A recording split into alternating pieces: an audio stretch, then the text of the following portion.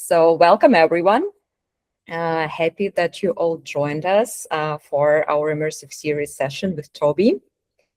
I will just tell you a couple of words about Toby before I kind of give the word to him.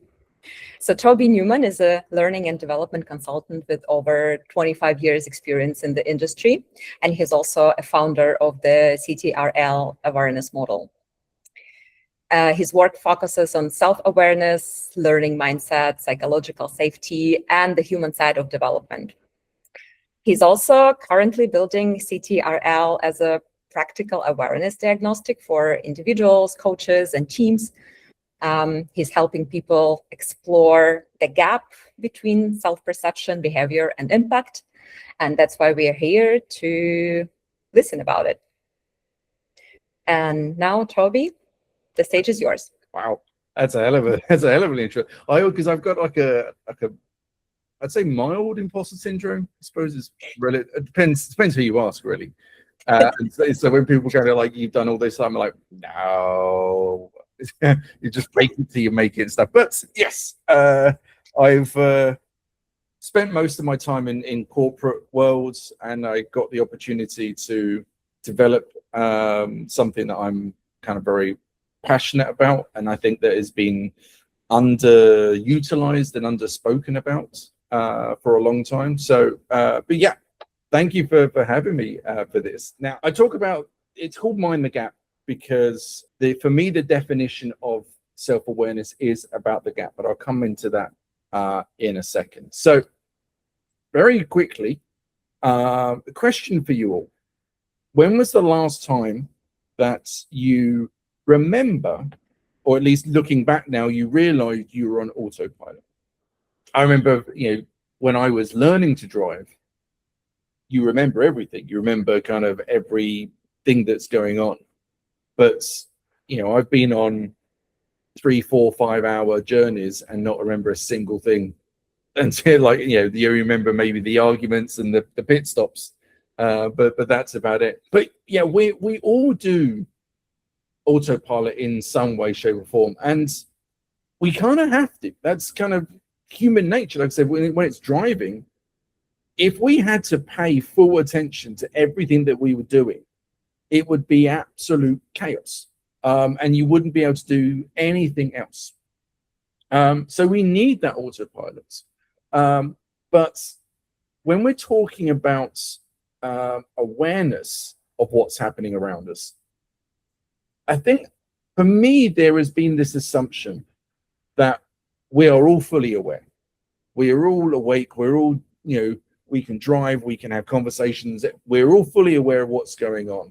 And for me, I kind of put the fault, in inverted commas, at the feet of Descartes. Not that I have anything, nasty about the guy. I'm sure he was a lovely guy. But he talked about, I think, therefore I am, is kind of his most famous saying, or his most famous philosophy. And for me, what's happened is that people in general have thought, well, I'm a human being. I think, therefore I am alive. Therefore I am aware. If I can think, then I'm automatically aware. Now, for me, the most important thing is that I do not agree or do not think that anybody is unaware. We hear this term a lot, people being unaware and all that kind of stuff. It's not that people are unaware, they just don't have the same approach to awareness that other people may have. Very similar to communication, like one person is a very outspoken when they're communicating, and that's how they think everybody else works. So everybody has a different approach to communication, to almost anything it is, and self-awareness is no different to that. So self-awareness is important, but autopilot is also important because it's a function that we do, but it gets us in trouble. I mean, I'm sure we've all had relationship issues, or well, let's stick with relationship issues, where you've been on autopilot where you've kind of gone, and I don't mean this as a men versus women thing, because I know men tend to be the kind of like, yeah, what, okay, but it can happen the other way around as well. That one person is on autopilot and just responding the way that they've always done, or they make assumptions. So what I want to be able to do is break that connection, or not break the connection, break the assumption that autopilot is needed for everything, and that we can get into that little gap. And let me talk about that gap. And the gap is what I call the micro gap. I think other people have referred to it as well. But my definition of self-awareness is the ability to notice this micro gap between a stimulus and response, recognize what's happening inside you, and reading the world around you inside that moment.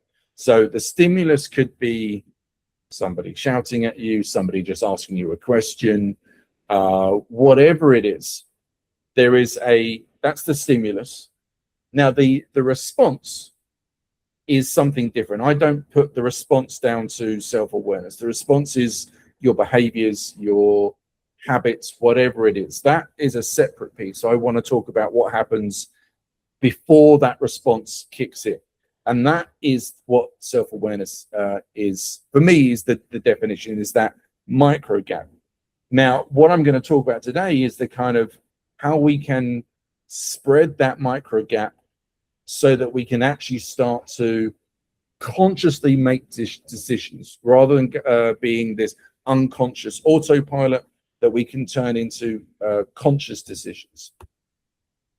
And why it's being ignored, this is, for me, my definition, is that there are many skills within the L&D world, or within the work, that are, I'm going to call them easy in terms of L&D.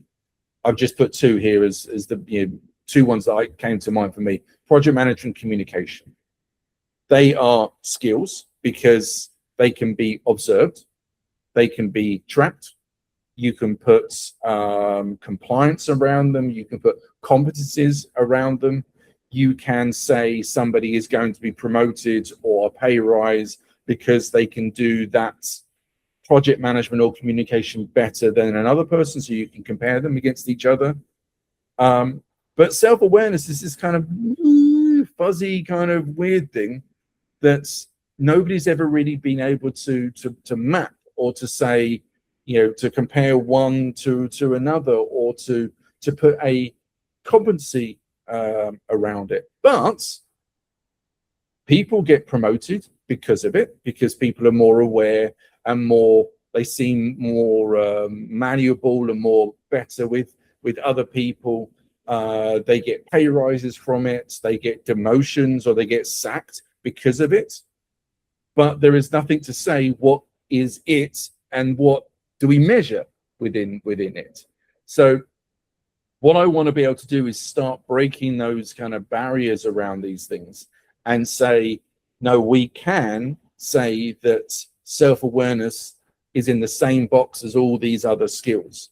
And I'm not going to talk about, what is the definition of a skill. I think, if you've seen the L&D Shakers threads on those, they're probably one of the longest threads. Is like, what is the difference between a competency and a skill, and all that kind of stuff. But for me, it's like a skill is something you can develop, you can improve upon, and it's something you can track, measure in some way, shape, or form. And self-awareness has always been outside of that, and I want to bring it into this realm. And so, why does it matter? Why? Well, how can it help? And for me, there's like an internal and an external look at this. For me, the internal, as in us as L&D people, and if you're not part of L&D, my apologies, but if you are in that side of coaching, mentoring, supporting, training, whatever it is, that if you are more aware of things, you can be a better X, and an X is a better presenter, a better listener, a better practitioner. To give you an example, you think like, you see on the slide, like the swaying presenter. It's like, what the hell?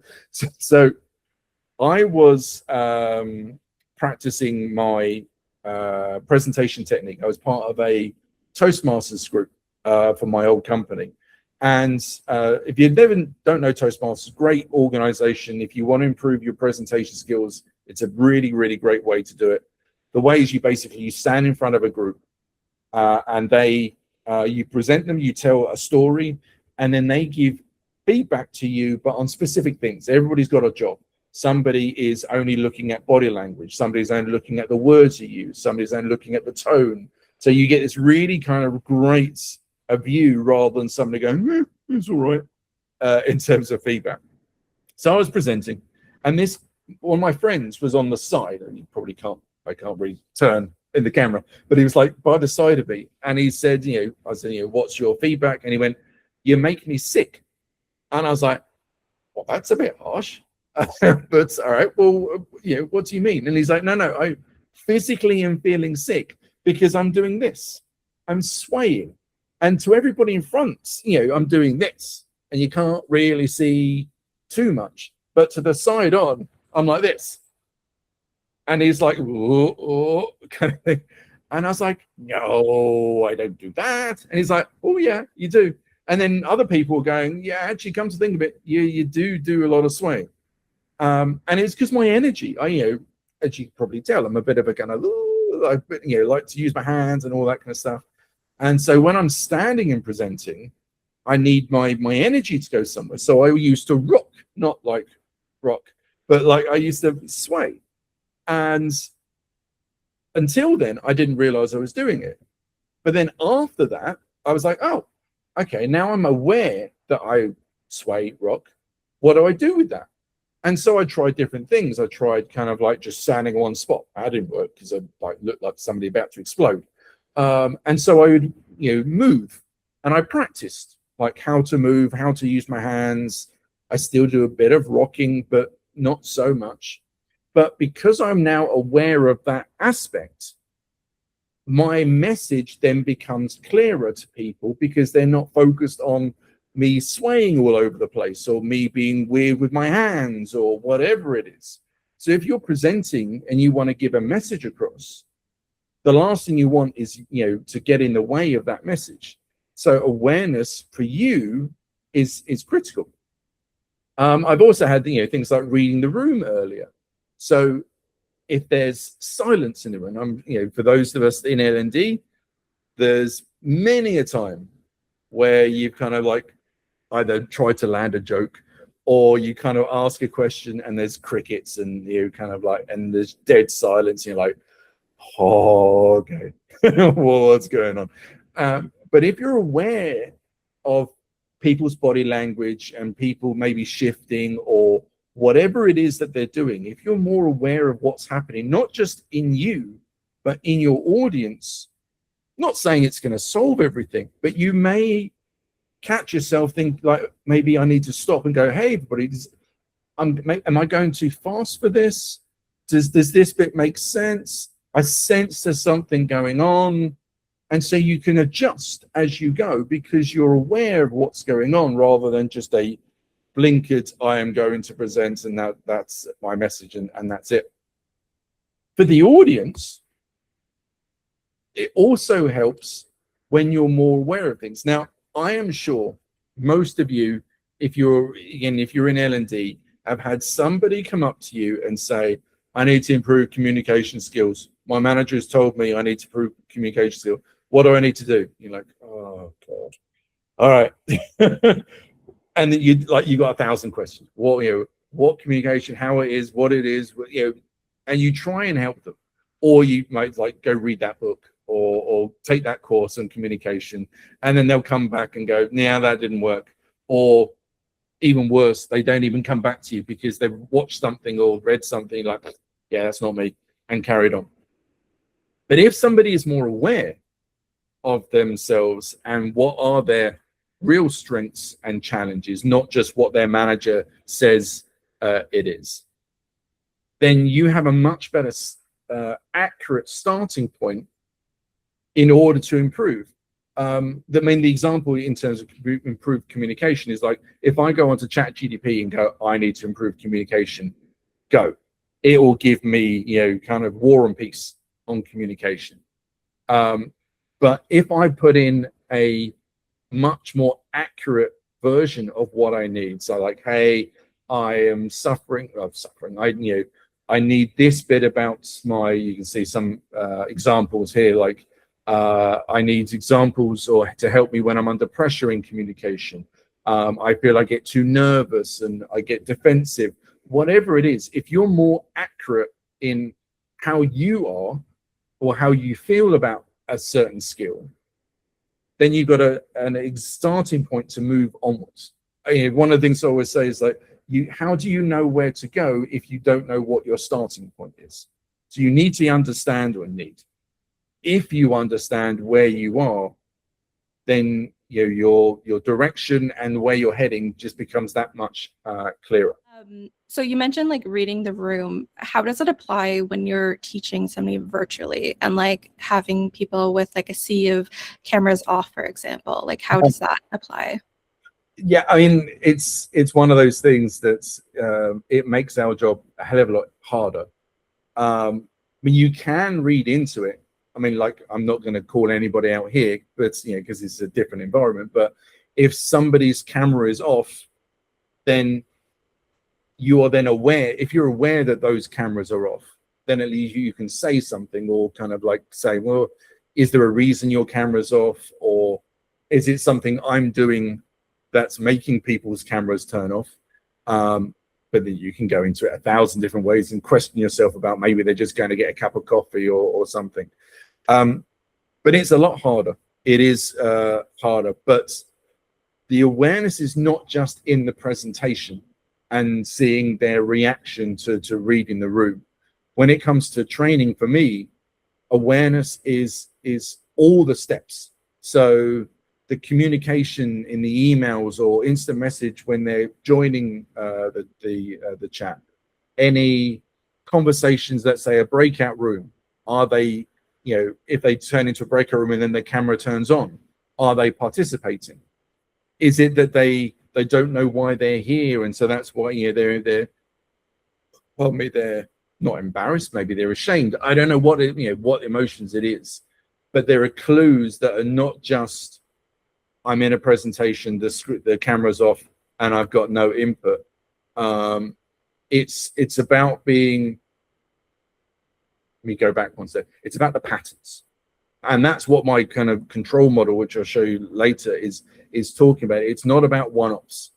It's about helping you see that we all have patterns that we stick to. So, for example, if say you and me are on you're presenting and I turn my camera off. If say I turn my camera off on every training session, but then I speak to their manager, or you speak to my manager, and your manager says, no, he keeps his camera on with team meetings and stuff. You're like, oh, okay, there's a pattern here that you don't turn your camera, you turn your camera off for training, but you keep it on for other things. Well, why is that? And that's all awareness is just understanding there is a pattern, and then thinking, well, what do I need to do to understand that pattern? There is no solution to it. It's not like, right, this is the magical thing. It's much more about understanding the being aware of that person is doing something and then changing their behavior, and then seeing what that pattern is. It probably doesn't answer your question. It's maybe what you were hoping for, but and to be honest, that's the same with even if you're in a classroom. I mean, you could be aware of what action's happening, but every action in its on its own doesn't mean anything, because we all have a bad day or whatever it is. But it's when you start putting the patterns together, and if we practice these awareness moments, then it's not just a one-off that we notice. It's like, hey, I noticed that X.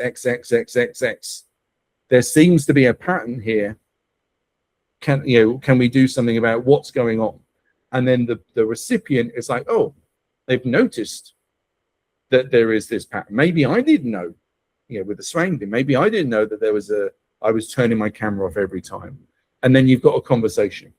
That's great. Thank you. No, no worries. So, and this is just an extension of what we're saying. There is always data coming in. There's always an input, silence, energy shifts, polite agreement, whatever it is. The key thing is, yes, there are moments, but it's not about jumping on them. It's about noticing the patterns and noticing to see, are they doing it regularly? I know, let's say you're presenting, you've done 4 sessions, and in every session there's a silence when you hope that there'll be questions. Then that pattern should then say, it's probably me, not them. And then you kind of think, okay, well, maybe I need to ask the audience or go back to your subject matter experts and figure out something different and stuff. But there's always input you can take. And one of the biggest problems is kind of this bit harks back. I did a talk with the LXD, the Learning Design Expo, I think last week it was, and we talked about impact. And one of the things I talked about was that when we are giving training, let's say I use the example of feedback training. You say, here's the model, coin model, whatever it is, and you spend a whole session going through the session and blah, blah, blah. This is how you do feedback.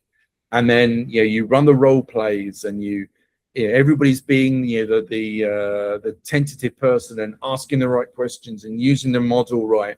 And and everybody's like, oh my God, this is such a great session. Thank you so much. And everybody leaves happy. And then the shit hits the fan, pardon my language. The proverbial hits the fan, should I say. And then, there's too much pressure or the budgets miss or whatever it is. There's always pressure. And I don't talk about stress. Stress is different. Stress is how you react to pressure. So I always talk about pressure rather than stress. So there's this stressful moments. And the trouble is that once you get into a stressful moment, you fall back into your old ways. So just because you know the model, like we're not robots. You're not like we can just go into a training, update, unless you ask Musk, he probably wants to do that, but we can't just update and be done with it. We are human beings that we take in the input, but then we have all this other proverbial shit that goes on.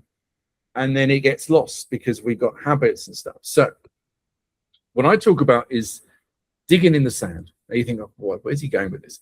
So imagine yourself on a beach. If you're in London, it's probably a pebble beach down in Brighton. But you're on a beach and you're digging away, and then you get a tiny bit down, but the sand keeps on coming back in. Now, I use that metaphor so that the whole is the skill, the feedback model, the project management, the communication skill, whatever it is, that's the thing you're putting in the hole. You're trying to kind of create this hole in somebody or your group, and you're trying to give them information, but the sand keeps on rushing back in. That's all their old behaviors and their beliefs and values and all that kind of stuff. That keeps on rushing back in. So what you need wet sand. So you need that tiny bit of wet that it basically keeps it's not perfect. It's not going to keep those walls from caving in over time, but it gives you that gap, that little bit of gap that you can start putting things in. Now, to give you an example on this, I'm going to use, so let's say you've got a manager or a leader and you're teaching them communication or leadership training, whatever it is, and they go out into the room and think, oh, okay, right, I've got to be more curious with my team. And then the proverbial happens, somebody's misses a deadline or the customer does, whatever it is, the 1,000 million reasons that people get stressed or pressure increases. And so what happens is the manager then reverts back to their dry sand moment. So they would, they get angry, they shout at the people. And then, the circle continues. People just get upset. They don't say anything anymore because they think the manager's going to shout at them, etc., etc. But what the wet sand means is, so the trigger comes in, it's the same. oh my God, customers being an idiot, you've missed deadlines, whatever it is. But the manager now goes, oh, I'm angry. Okay. Now, am I angry at that person? Or am I angry because the customer changed the deadline and my managers give me a hard time because of X? Now, what you can do with that little gap is that the managers realize, oh, I'm angry. Okay. So then your question can change. You can choose what your question is rather than act on autopilot, which we talked about at the start. You can choose your response now. So that manager could say, do you know what, Bob? I'm really angry because I've got so much. My manager is really pushing us to make that gap. So I don't mean to take it on you, but I'm angry at the moment because of this. That changes the conversation. It changes the conversation into not I'm going to berate you and you're going to feel terrible. Is, oh, we are on the same playing field. We're having a conversation now. Now I can then, as the employee, say, oh yeah, okay, I appreciate that. I'm going to maybe try harder, or we can try this. So it starts becoming something you can actually deal with rather than everything falling apart. Now, you can train a manager, and I'm not talking about the training bit. You can train a manager of how to be curious and what questions to ask in their leadership. But what we don't do at the moment is train them to be aware of that moment. We don't train them in the workshops, at least most of the time we don't, of what happens when you get angry. What happens? Do you notice, like, are you on autopilot all the time when shit hits the fan? Or do you what I want you to do as you leave the classroom is to think, I want to just notice when you're getting angry. Notice your shifts in behavior. Just notice it. Don't do anything different because it's baby steps. Notice what's going on. And that what you've done, we talked about the kind of the micro gap, is you've spreaded it just a tiny bit. And that then gives you more time. So that wet sand has gone in. It gives you just that little bit more time. And then over time, that will then, in theory at least I hope, kind of grow and grow and grow and grow. So that's the kind of why we need it, and at least for me, why it's important. So what is it? What have I been building? So control, or the control model is CTRL.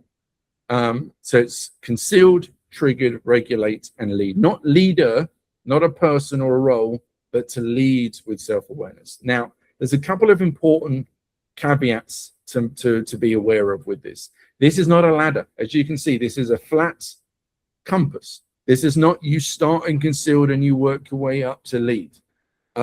This is a state. So it's not a style. It's not DISC or insights or any of those kind of psychometric models that give you a label saying you are this, off you go for the rest of your life, and work on it. This is saying that you are all of these at any one point, and you have dominant and you have kind of secondary ones and stuff. So when you take the assessment, it will say you are in your dominant state is triggered, for example. But that doesn't mean to say you are a triggered person. It's not saying that the equivalent is somebody saying you are an extrovert. I mean, I've trained in DISC and insights and all that kind of stuff. It's such a wrong thing to say somebody is an introvert and extrovert, because I am a massive extrovert, but I have big introvert moments in my life, depending on my where I am and what I'm doing. And like my wife is a big introvert, but she has big extrovert moments. So it's not about kind of this is you. So this is saying that where your dominance is, but where you're potentially missing. So let me quickly go through them. Concealed, as you can see here, protection first, holds back until safe. So it's not, like I said right at the start, we're not talking about unaware people. This is somebody that they are aware of what they're doing, but they don't like to share it. So they come across as unaware, but they just don't feel safe enough to share their awareness. Now that could be because of problems in when they're growing up, or when the previous manager, whatever it is. But they are much more concealed. They hold on to their awareness tightly. A triggered person, it's kind of where I am, is give or take, is they are aware of what's happening, but it's usually kind of too late. I don't know if you've ever had that experience where like you go, oh, I wish I'd said this, or like, oh, they're actually quite angry. Yeah, you realize afterwards what's happened, and you kind of go, oh, I wish that was something I could have done in the past and stuff. So you're aware of things, but you're just not quite there. Regulated is you're more aware of what's going around, but it's like in English we say you got blinkers on, so you're focusing on yourself. I am aware of what's going on around me. I'm aware of like kind of my hands and what I'm doing, but kind of outside there's a gap. There's a bit of a kind of missing data, should we say. And then lead is you lead with awareness because everybody else looks like you are fully aware, because you focus much more on what's happening around you rather than. So you're much more, it's not like you're more aware than the other people. It's just, it looks like you're more aware because you are not an extrovert, but your awareness is outwards rather than inwards, and that causes issues as well. Were there questions, or was that because I kept on getting a little bleep and stuff, or was it just? So far, no. Okay, let me just check to see. How can I see if people are waiting to come in?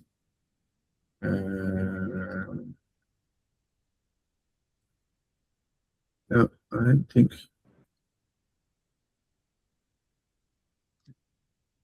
No, okay, we'll carry on.